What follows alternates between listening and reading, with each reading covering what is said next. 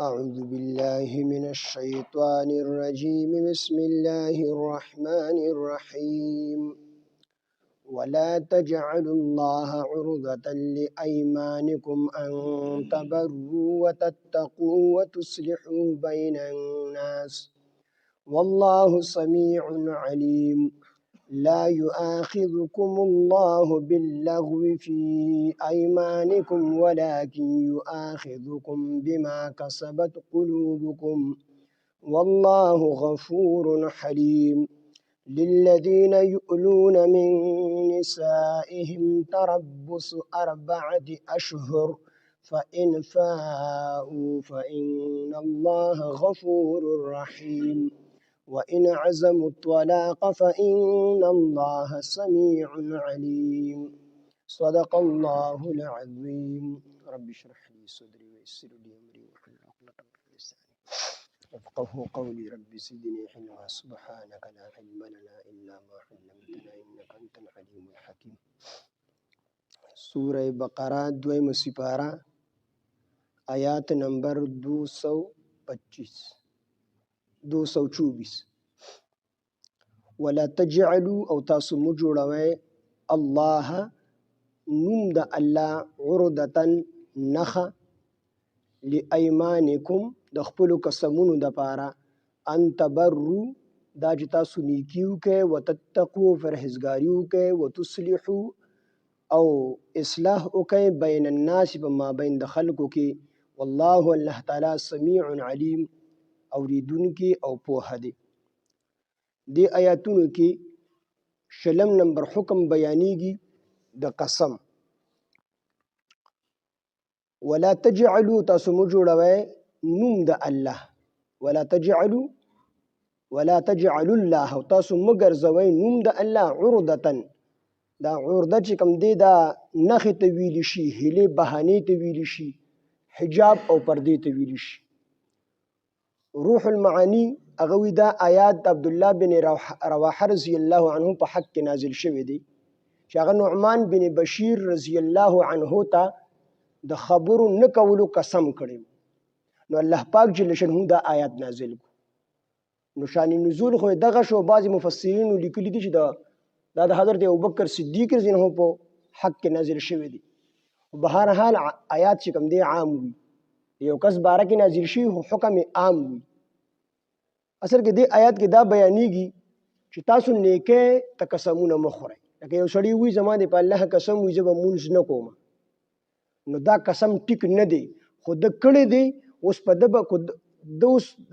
د قسم کړی په الله قسم زه به مونځ نه کوم نو دا قسم خوړل نه دی پکار خو کو چا او خوړو نو دی به بیا دا قسم ماتي قسم به پوره کوي نه دغه رنګ یو سړی وي چې په الله قسم زه به روژه نه نیسم نو دا صرف د دې باندې د پاره قسم خوړل د چې د روژې نه بچ شم نو الله پاک فرمایي چې زما دا نوم دا د هیله او د نیکو کارونو د منکولو د پاره دا هیله او بهانه مو جوړاوي نو حکم دا دی چې کوم سړی قسم خوري نیک کار ته زه خپل پلار سره خبرې نه کوم نو د باندې اوس دا خبر لازمي ده چې دا قسم مات کی او کفاره ورکي قسم مات کی او کفاره ورکي دغه رنګ یو سړی زما مور سره خبرې نه کوم د پر ما قسم کړی دی نو دا باندې دی نو جوړی چې ما قسم کړی دی بلکې د خپل قسم د مات کی او کفاره دی ورکي خپل قسم د مات کی کفاره دی ورکي او مور سره د خبرې کول شروع کی نو څومره نیک اعمال چې د دې مبارکه به قسم نه خوري څومره نیک کارونه چې د دې مبارکه به قسم نه خوري چې زبدا نه کو خو کو دې او خړو نو بیا دغه قسم ماتول مسنون دي چې ته د خپل قسم مات کی او کفاره ورکي نو دې کې الله پاک جل جلاله فرمایي چې زما دا اصل کې دا دغه چې دا عرضوتن دا د یو سیز نه د منکولو د پاره راضیه ته ویل شي چې ته د یو سیز نه منشه په دې سره نو الله وی زما دا قسم اړه مو جوړوي دا هله بهانه مو جوړوي د نیکو کارونو نه د منکولو د پاره ولا تجعلوا او تاسو مگر زوي الله نوم د الله عرضتن پردا منکون کې او دغه رنګي عرضه هله بهانه نخه لایمانکم د خپل قسمونو د پاره د څه د پاره د خپل قسمونو د پاره چې څنګه ان تبروا د تاسو نیکیو کې وتتقوا او پرهیزګاریو کې وتصلحوا او اصلاح وکړئ بین الناس په مابین د خلکو کې. نو کو تاسو مطلب د الله د نوم د دې لپاره استعمال کړئ چې تاسو د خلکو منځ کې د صلح او د اصلاح نه چې کوم دي ځان منع کړئ، د نیکۍ نه ځان منع کړئ، د پرهیزګارۍ نه ځان منع کړئ، نو الله وی داسې مه کوئ، بلکې د نیکو دپاره د نیکو کارونو دپاره به قسم نه خورئ چې زه به دا نه کوم، او که دې وخوړه نو حکم یې دا دی چې دا قسم بیا مات کړه او کفاره ورکړه. ولا تجعلوا او تاسو مه ګرځوئ الله نوم د الله عرضة نخه یا هیله بهانه یا حجاب پرده لایمانکم د خپلو قسمونو دپاره ان تبروا د چې تاسو نیکي وکئ وتتقوا او تاسو پرهیزګاري وکئ وتصلحوا او تاسو اصلاح وکئ بین الناس په مابین د خلکو کې. والله الله تعالی سمیع علیم اوریدونکی دی او پوهه دی. داسې شي دپاره به قسم نه کوي چې هغه نیکي وي چې ته داسې قسم وکړې چې زه به د مور سره خبرې نه کوم، زه به د پلار سره نه کوم، زه به د ورور سره نه کوم، زه به د ملګري سره نه کوم، نو دا قسم به بیا ماته او کفاره به ورکړي. دې کې د قسم احکامات دي. لا یواخذ ننسی کم تاسو الله الله لا یواخذکم الله ننسی تاسو الله پاک باللغو په لغو قسم سره فی ایمانکم تاسو په قسمونو کې، ولکن یواخذکم لیکن نسی تاسو الله پاک بما په هغه څه باندې کسبت چې اراده کړی وي په هغې کې قلوبکم زړونو ستاسو، والله الله تعالی غفور حلیم بهونکی دی او بردباره دی. اصل کې قسمونه دا په درې قسمه باندې دي. یو ته ویلی شي یمین لغوه، یو ته ویلی شي یمین غموس، او دریم قسم قسم ته ویلی شي یمین منعقده. یمین لغوه هغه قسم ته ویلی شي چې یو کس قسم وکړي په ماضي کې یا په حال کې، په تیره شوې زمانه کې یا په موجوده زمانه کې، د یو کار په کولو سره یا په نه کولو سره، خو دې په خپل نیت کې رښتونی دی، دې په خپل نیت کې رښتونی وي او هغه کار د نیت خلاف وي. مثال یو سړی وي یو کس ورته وي ته زما واده له نه وې راغلی، دا خبره ما نن ملګري ته مې ویل زه ستا واده له درغلی یم، هغه ته نه وې راغلی، دا خبره مې په دې پورې وکړه. یو کس وي چې ته زما واده له نه وې راغلی او د ده په ګمان کې دی چې زه تللی یم واده له، د ده په ګمان کې دی د ده کلک یقین چې زه د ده واده له تللی یم، خو دی خطا کېږي حقیقت کې دی نه تللی، خو دی په خپل زړه کې رښتونی چې زه د دې ملګري واده له تللی یم، نو هغه وایي ته زما واده له نه راغلی، په الله قسم زه ستا واده له درغلی، دی په دې خپل زړه کې رښتونی دی، خو خبره په حقیقت کې دی واده له نه دی تللی، خو دی په دې خپل زړه کې وایي چې زه د ده واده له تللی یم. نو په حال کې یا په ماضی کې دی قسم وخوري په داسې یو کار سره، د یو کار په کولو سره یا په نه کولو سره، خو دی په خپل نیت کې رښتونی وي او په حقیقت کې دی دروغجن وي. نو دی وی زه چې کوم دی په الله قسم ستا واده له درغلی یم، خو دی نه تللی، خو دی په خپل نیت کې رښتونی دی، نو دې قسم ته یمین لغوه وي، یعنې د لغوه قسم. نو د دې قسم حکم دا دی چې دې سړي باندې نه کفاره شته دی او نه په دې سړي باندې ګناه شته دی، خطا شوی دی، دغه په خپل نیت کې دا چې زه تللی یم که نه، خو په حقیقت کې دی نه دی تللی. نو په دې قسمه قسم کې کفاره هم نشته په دې سړي باندې او په ده باندې ګناه هم نشته دی. دویم قسمه قسم هغې ته یمین غموس ویلی شي. یمین غموس دې قسم ته ویلی شي چې یو کس قسم وخوري په تیره شوې زمانه کې یا په موجوده زمانه کې، د یو کار په کولو سره یا په نه کولو سره، خو دې دا قسم خوري، خو ده ته پته چې زه په دروغه باندې یم او صرف د یو کس نه ځان د خلاصولو دپاره قسم وخوري. لکه دې ته پته چې زه د ملګري واده له نه یم تللی، خو که ده ته وایم چې زه نه یم درغلی، دا ملګري مې خفه کېږي، نو دی ورته په الله قسم وخوري چې زه ستا واده له درغلی یم او ده ته پته هم ده چې زه نه یم تللی او په حقیقت کې هم دی نه دی تللی، نو دې ته ویل شي یمین غموس. نو یمین غموس کې کفاره نشته دی، خو دې سړي باندې توبه او استغفار لازم دی، دا سړی سخت ګناهګار دی. قسم په ناکه باندې کو دې کې ډېر لوی ګناه دی. پخوا زمانه کې به یو خلکو شیطان لیدو، د شیطان نه یو کس تپوس وکړو چې ما ته داسې څه عمل وښیه چې زه ستا په شانته شم، نو هغه ورته وایي زما په شانتې ولې کېږي، د دې خبرې تا ته څه ضرورت پېښ شو، هغه ورته وایي زما زړه غواړي،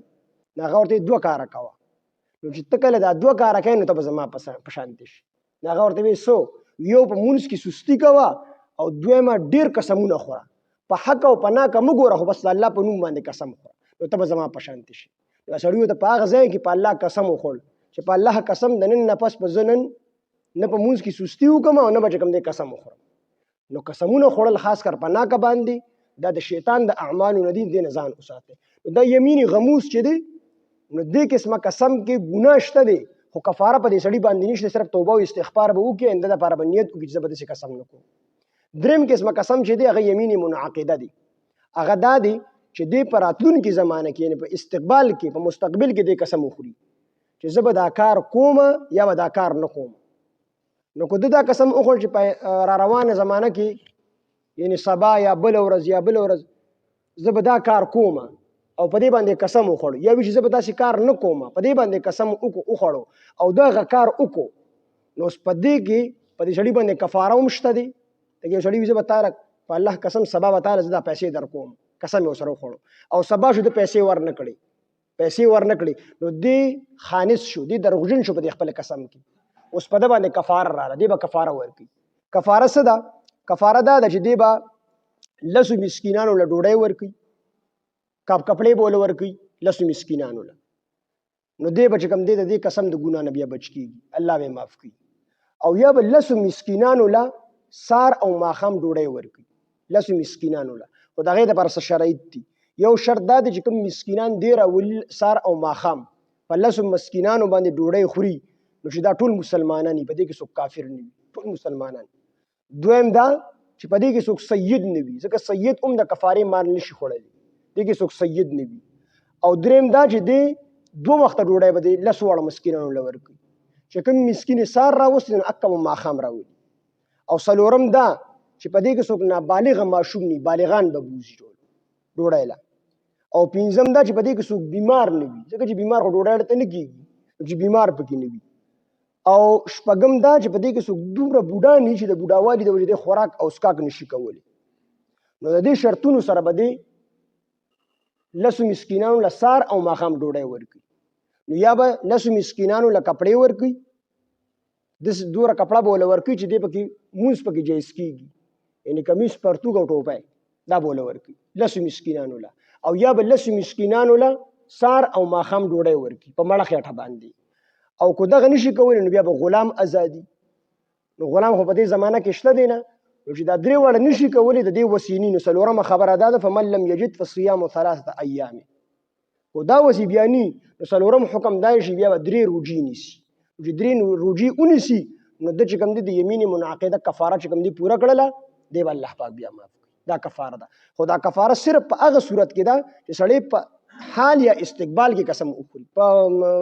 حال کې نه په استقبال پر راتلونکي زمانه کې په یو څیز باندې قسم وخوري او دې هغه قسم پوره نه کړي یعنې په خپل قسم کې دې دروغجن شي نو صرف په دغه یمین منعقده کې کفاره ده په دې دواړو قسمو کې کفاره نشته به نورو کې په دې یو کې خو نه ګناه شته نه کفاره شته یمین اللغوه کې او په یمین غموس کې ګناه شته دی په دې به توبه او استغفار کوي او په یمین منعقده کې کفاره ده کفاره به ورکړي نو دې کې الله پاک دغه قسمونو ذکر کوي لا یؤاخذکم الله ننسی تاسو الله پاک باللغو فی ایمانکم په لغو قسمه قسم په لغو قسم قسمونو ستاسو کې باللغو په لغو سره فی ایمانکم ستاسو په قسمونو کې نو ټول ترجمه به داسې شي چې باللغو فی ایمانکم ستاسو په لغو قسم قسمونو کې باللغو فی ایمانکم د دې طرف ترجمه کوي به آسانی ستاسو په لغو قسم قسمونو کې نو الله پاک ستاسو په لغوه قسمه قسمونو کې الله پاک تاسو نه رانیسي ولکن یؤاخذکم لیکن نسی تاسو الله پاک بما په هغه قسم سره کسبت چې کسب کړي وي په هغه کې قلوبکم زړونو ستاسو چې ستاسو زړونو دا اراده کړي چې دا قسم په دروغه باندې خورم نو په دغه قسمه قسم باندې الله پاک تاسو رانیسي تاسو ته سزا درکړي او توبه او استغفار خو نه کړی والله الله تعالی غفور بهون کې دی حلیم او بردبار دی للذین دها کسانو د پاره یؤلون اوس په دې کې د طلاق او د ایلا حکم چې کوم دی را روان دی للذین دها کسانو د پاره یؤلون چې هغوی ایلا کی من نسائهم خپل خذو سره ایلا کی دا یؤلون دا د ایلا نه دی او د ایلا مجرد الیتون دی او الیتون دا قسم ته ویل شي او د شریعت په اصطلاح کې ورته ایلا ویل شي دا ایلا هم یو قسم قسم دی ایلا دې ته ویل شي چې یو کس خپل ښځې ته قسم وخوري چې په الله قسم زه به ستا خواته 4 میاشتې نه درځم 4 میاشتې قسم ورته وخوري د نزدېکت او یا د 4 میاشتو نه د زیات وخت قسم ورته وکړي داسې قسم ورته وکړي چې په الله قسم زه به ستا خواله نه درځم، مطلب ستا سره به زه جما وغیره نه کوم 4 میاشتو پورې. نو یا به که 4 میاشتې به یادي یا به 4 نه سیوا یادي. نو که 4 میاشتې یادې کړي یا د 4 نه سیوا یادې کړي، نو دا سړی پکار دا ده چې دا سړی په دې 4 میاشتو کې دننه خپلې بیبي سره ملو شي. نو په ده باندې به کفاره راشي، کفاره به ورکړي د قسم، ځکه دی په خپل قسم کې حانث شي، دروغجن به شي، خو د طلاق نه به بچ شي. خو کوم سړی د قسم وخوړو چې زه به خپلې بیبي ته 4 میاشتې نه نږدې کېږم، یا خپلې بیبي ته په خپله ووایي چې زه به تا ته 4 میاشتې یا د 4 میاشتو نه، یا یو سړي داسې قسم وخوړ چې زه به تا ته در نږدې کېږم او 4 میاشتې تېرې شوې او دا سړی خپلې بیبي ته نږدې نه شو او ده ورته قسم کړی و، نو 4 میاشتې چې تېرې شوې نو بس طلاق واقع شو، دا ښځه په دې سړي باندې طلاق شو. امام ابو حنیفه رحمه الله د تحقیق مطابق هغه وی دا طلاق باین دی. طلاق بیا ځان له 3 قسمونه دي، یو طلاق رجعي دی، یو طلاق باین دی، یو طلاق مغلظه دی. طلاق باین حکم دا دی چې دې کې بیا به دوباره نکاح کول غواړي، 4 میاشتو پورې که دی ور نږدې نه شو د یو طلاق واقع شو، اوس دې خپلې بیبي د بغیر د نکاح او د مهر نه نشي ور نږدې کېدلی، بلکې د نوي مهر سره به دې بیا دوباره د نکاح تجدید کوي، نکاح به تازه کوي. کو نکاح تازه نه کړو نو طلاق واقع شوی. او کنه دې 4 میاشتو پورې ور نږدې نه شو، تر ټول عمر قسم کړی دی، بیا 4 میاشتې تېرې شوې دویم طلاق باین واقع شو، بیا ور نږدې نه شو، بیا 4 میاشتې بس دریم طلاق باین واقع شو، طلاق مغلظه شو. اوس بغیر د حلالې نه دی دا ښځه نشي اخیستلی. حلاله مطلب دا چې دا دې به دا ښځه د عدت نه وروستو بل چا ته حواله کوي، بل سړی به ورسره نکاح کوي، د هغې نه وروستو که دا سړي خوښه شو په خپله خوښه یې پرېښوده جو پرې به یې دي، او که پرې نه ښوده بس دا بل سړي ښځه ده. نو دې کې الله پاک دا حکم بیاني، الله پاک وایي چې تاسو 4 میاشتو یا د 4 میاشتو نه هو که یو سړي د 4 میاشتو نه کم قسم وخوړو نو دغه په ایلا کې نه راځي. خو 4 میاشتې قسم یې وخوړو یا د 4 میاشتو نه سیوا قسم یې وخوړو، نو که 4 میاشتو یا د 4 میاشتو نه سیوا قسم یې وخوړو، سړي له پکار دي چې دې د خپلې بیبي سره ملو شي، نو په ده به صرف کفاره راشي، خو د طلاق نه به بچ شي، نو کفاره دې ادا کړي. طلاق دا ډېر حدیث پاک کې راځي، نبی علیه السلام فرمایي چې ان ابغض المباحات عند الله الطلاق، د الله په نس باندې په جایزو څیزونو کې د الله چې کوم ډېر بد شي هغه طلاق دی، ډېر بد شي، دا جایز حکم دی، خو الله پاک د مجبورۍ په حالت کې چې کوم دی جایز کړی، نو دا د الله عرش پیړه کېږي چې کوم سړی ښځه پرېږدي. بلکې ابو داود شریف کې حدیث دی، نبی علیه السلام فرمایي چې کومې ښځې د خپل خاوند نه د اشد ضرورت او د اشد ضرورت نه علاوه یو ښځې د ډېر ضرورت دی د طلاق، نو د ډېر ضرورت ته وجې نه یو ښځې طلاق والي د خاوند نه، هغه جدا خبره ده. دا ښځه خاوند ولا نفقه نه ورکوي، خاوند یې وچ په وجه تنګوي، نو دا ښځه د خپل خاوند نه د طلاق مطالبو کې ټیک ده. خو نه چې دې ښځې ته سخت ضرورت نشته دی او دا ښځه بیا هم د خپل خاوند نه د طلاق مطالبه کوي، نبی علیه السلام فرمایي په دې ښځه باندې د جنت بوی چې کوم دی حرام دی، دا ښځه به د جنت بوی قدرې چې کوم دی نو دغه کوي. نو طلاق د الله پاک په مباح او احکاماتو کې بدې شي ډېر زیات، د الله عرش په چې کوم دی اړه کېږي. ځکه ګوره 2 ښکلې رشتې دي الله پاک پیدا کړي دي، 2 رشتې ښځې او د خاوند. ګوره سړی چې کله جنت ته لاړ شي جنت ته، نو دنیا کې هم دا ښځه خاوند یو بل سره وي، بیا چې کله جنت ته لاړ شي که نه، نو ګوره اولاد څومره خوږ دی، خو اولاد جنت په جدا وي. مور او پلار څومره خواږه دي، د مور او پلار جنت په جدا وي، خو دا ښځه خاوند داسې رشته ده چې د دې دواړو جنت په چې کوم دی یو ځای وي. دی الله جنت کې هم د یو بل نه جدا کړي، په شرط دی چې د دواړو ایمان سلامت شي، دواړو ته الله پاک جنت ورکړي، نو د دې دواړو جنت په یو ځای. عایشې رضی الله عنها، حضرت فاطمه رضی الله عنها یو پیره عایشې رضی الله عنها ته وی چې مور بیبي تعالی هم الله ډېر لوی فضیلت درکړی دی،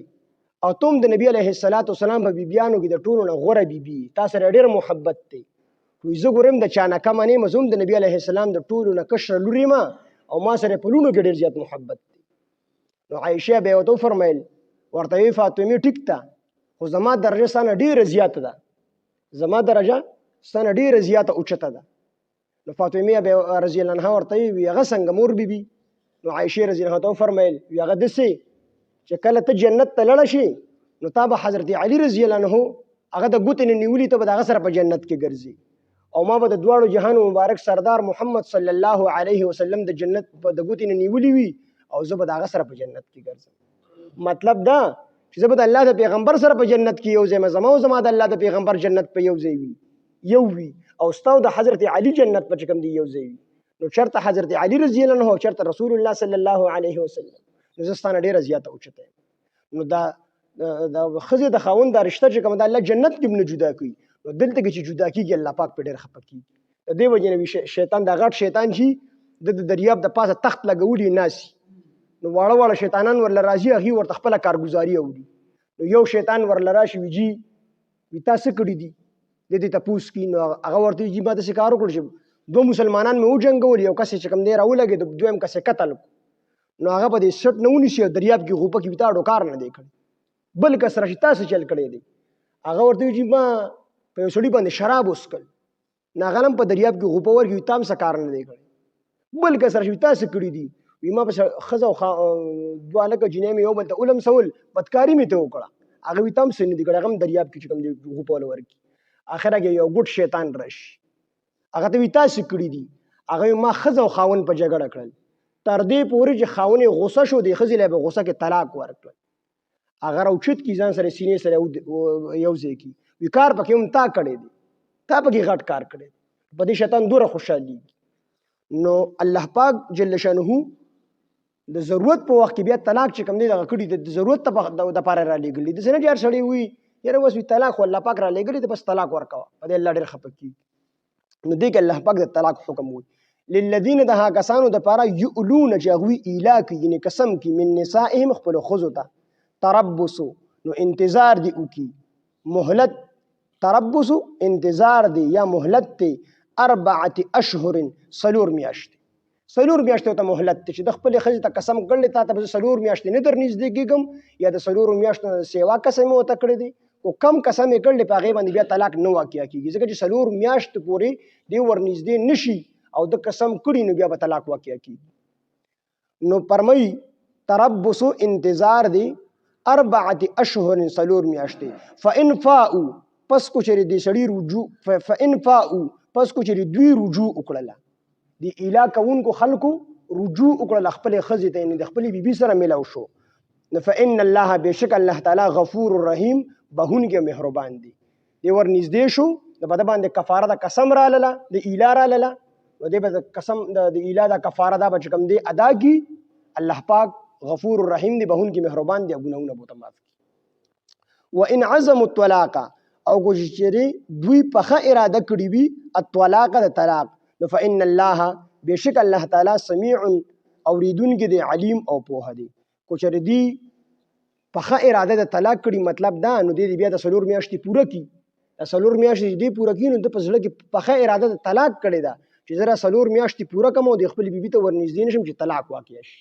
نو که په 4 میاشتو کې نو الله پاک غواړي دا چې دا کس په دې 4 میاشتو کې د خپلې بیبي ته رجوع وکړي چې طلاق واقع نه شي. مهد الله وفرمیل فإن فاؤوا پس کو چې دوی رجوع وکړله د خپلو بیبیانو سره ته رجوع وکړله نو فإن الله بېشک الله تعالی غفور رحیم بهونکی مهربان دی. دا دې چې کومه کفاره په ده باندې راغله دغه دې ادا کړي الله پاک غفور رحیم دی الله پاک پرې معاف کړي. وإن عزموا الطلاق کو چې دوی پخه اراده کړي د طلاق نو فإن الله بېشک الله تعالی سمیع اوریدونکی هم دی علیم پوه هم دی سړي په زړه باندې چې د دا 4 میاشتې ځکه نه ورنږدې کېږي چې د طلاق اراده کړله چې اوس طلاق په واقع شي. ولا تجعلوا او تاسو مگر ولا تجعلوا الله او تاسو مگر زوی نوم د الله عرضه هیله بهانه لایمانکم د خپل قسمونو د پاره ان تبروا د تاسو نیکیو کې وتتقوا او تاسو پرهیزګاری وکړئ وتصلحوا او تاسو اصلاح وکړئ. مطلب دا چې په دې لفظي ترجمه باندې پوه شوي ولا تجعلوا الله تاسو مگر زوی نوم د الله عرضه نخا یا هیله بهانه لایمانکم د خپل قسمونو د پاره ان تبروا د تاسو نیکیو کې وتتقوا پرهیزګاری وکړئ وتصلحوا او اصلاح وکړئ بین الناس په ما بین د خلکو کې ان د الله د نوم د دغه شیزونو د پاره د نیکۍ د پاره د پرهیزګارۍ د پاره د خلکو منځ کې د اصلاح د پاره اړ مګرځوئ دا منع کوونکی چیز مګرځوئ یعنی قسم مه خورئ د نیکۍ کارونو ته مطلب یې دا دی چې کوم د نیکۍ کارونه دي ته قسم مه خورئ. والله الله تعالی سمیع اوریدونکی دی علیم او پوه دی. لا یؤاخذکم الله ننیسی تاسو الله پاک باللغو فی ایمانکم په لغو کې ستاسو په لغو قسم قسمونو کې ستاسو په لغو قسم قسمونو کې ولکن یؤاخذکم لیکن نسی تاسو بما په هغه څه باندې کسبت چې قصد او اراده کړی وي په هغه کې قلوبکم زړونو ستاسو والله یعنی بما کسبت په هغه قسم خو نسی چې اراده کړی وي په هغه کې زړونو ستاسو یعنی د زړونو ستاسو د اراده چې زه دا قسم په دروغه باندې خورم یعنی یمینی غموس ته مراد ده بما په هغه قسم باندې کسبت چې اراده کړی وي په هغه کې قلوبکم زړونو ستاسو والله الله تعالی غفور بهون کې دی حلیم او بردبار دی للذین دها کسانو د پاره یؤلون جاوی الاکی چاوی قسم خلی من نسائهم خپل بیانو ته تربص انتظار دی 4 اشهر تربص انتظار دی 4 اشهر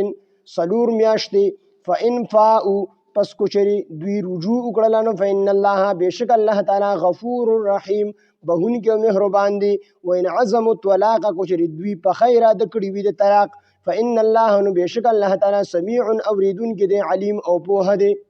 ولا تجعلوا الله تاسو مگر زوی نوم د الله عرضه نخا لایمانکم د خپل قسمونو د پاره ان تبروا دا چې تاسو نیکیو کې وتتقو پرهیزګاریو کې وتصلحوا او اصلاح کې بین الناس ما بین د خلقو کې والله الله تعالی سمیع اوریدون کې دی علیم او پوه دی لا یؤاخذکم الله ننسی تاسو الله پاک باللغو فی ایمانکم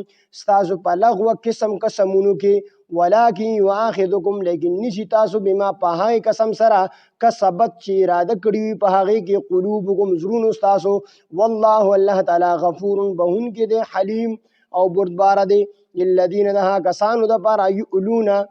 چې هغوی ایلاکی من نسائهم خپلو بیبیانو سره تربص انتظار 4 اشهر